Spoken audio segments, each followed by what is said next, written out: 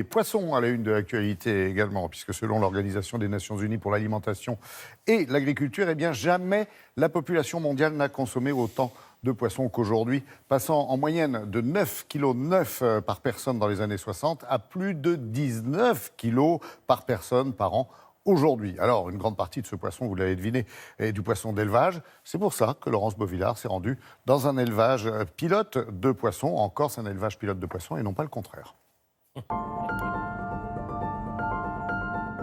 Aujourd'hui, plus d'un poisson sur deux consommé dans le monde est un poisson d'élevage. Et ici, en Corse, des éleveurs de poissons, des aquaculteurs, se sont associés avec des chercheurs de l'Université de Corse pour créer des poissons d'élevage de très haute qualité.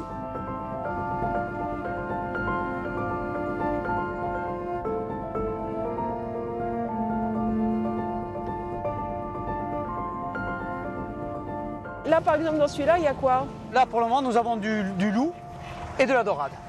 C'est des poissons qui font entre 500 et 1 kg. On vient les nourrir tous les jours lorsque la météo le permet, parce que bon, c'est un site quand même exposé, avec de l'aliment, essentiellement fabriqué à base de farine de poisson, huile de poisson et céréales. C'est de l'aliment en label rouge, donc on a un pourcentage de farine et d'huile de poisson plus élevé qu'un aliment standard.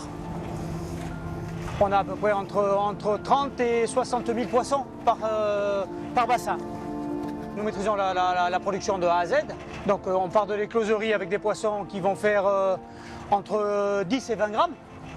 On va les mettre en mer et là ils vont y passer pratiquement 3 ans, voire plus, pour atteindre la taille commercialisable. Donc ils grandissent en pleine mer là? Ils grandissent en pleine mer, en mer ouverte je dirais même. On est où ici? Et bien là on est dans l'écloserie avec les reproducteurs de loups, les reproducteurs de dorades et les reproducteurs de maigres. C'est du poisson qui vient de l'élevage. Les plus belles pièces, on les garde. On en fait des reproducteurs. Et puis ensuite, j'ai un ami producteur de Corse du Sud qui, de temps en temps, m'en fournit quelques-uns et qui deviennent des reproducteurs. Pour renouveler un peu Pour renouveler un petit peu les générations et éviter la consanguinité. Ce loup de 2 ans a été élevé, nourri dans les conditions d'un programme d'aquaculture durable. Depuis plusieurs années, les scientifiques de l'Université de Corse étudient le milieu parasitaire et les infections de ces poissons. C'est en se nourrissant d'organismes sauvages que les poissons vont s'infecter.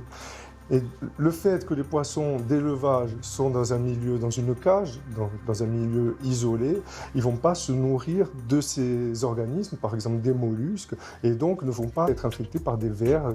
Il n'y a pas de nécessité de traiter les poissons contre ces parasites. Là, vous avez trouvé quelque chose? Donc là, oui, on a trouvé 6 parasites, ce qui est relativement négligeable, puisque sur des arcs branchiaux comme ça, sur un arc branchial, ça devient vraiment problématique lorsque sur une seule branchie, on commence à avoir 200-300 parasites. Donc là, on a 6 parasites sur la globalité du poisson. C'est vraiment rien du tout, quoi. Mais ça ne perturbe en rien la consommation du poisson. On maîtrise le cycle de développement de ces parasites, on contrôle les pics d'infestation à différentes saisons et on fait des comparaisons tous les ans. Mais là, ça fait 10 ans qu'on n'a aucun souci et qu'il y a 0 traitement sur les poissons, quoi. Les parasites, du coup, d'une certaine façon, peuvent même devenir des indicateurs d'une qualité de production, parce que s'ils sont présents à faible quantité, justement, ils peuvent témoigner que l'équilibre entre le poisson et les parasites se crée, et que du coup, les poissons sont en bonne santé, en bon état pour se défendre face à leurs parasites.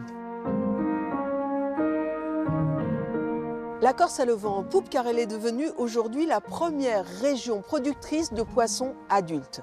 Et grâce à cette collaboration avec des scientifiques, eh bien, les aquaculteurs se diversifient. Ils ont introduit 2 nouvelles espèces, le danti, un poisson protégé, et l'huître plate de Méditerranée.